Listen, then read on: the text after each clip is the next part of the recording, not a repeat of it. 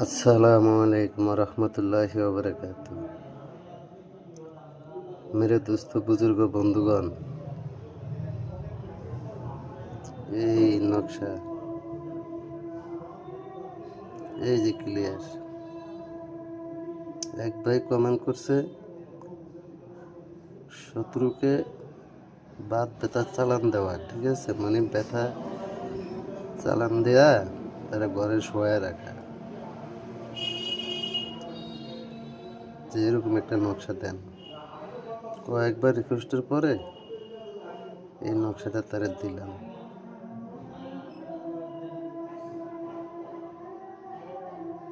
দেখেন, নিয়ম কানুন দেওয়া আছে, ঠিক। কালকে অমাবস্যা রাত, এই জন্য দিলাম।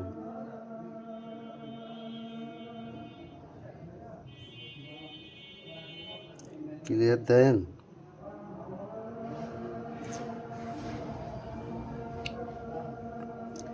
অমাবস্যা রাতে শ্মশানে বসে কবরটি কাফনের কাপড়ে অঙ্কন করিবে।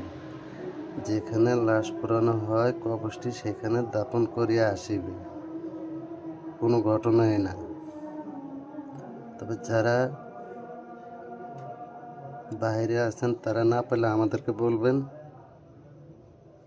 আমরা ইনশাল্লাহ যদি একজনকে বিছানায় রাখা 1000 লোকের উপকার হয়, তাহলে আমরা এই কাজটা করে দেব। তাও হাজিরার মাধ্যমে দেখা।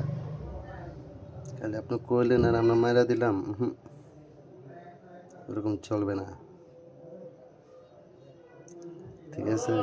আর নিজেরা যদি পারেন এই ক্লিয়ারভাবে দেখেন, 707 বার মন্ত্র পাঠ করে কবরটা অঙ্কন করিবেন, ঠিক আছে।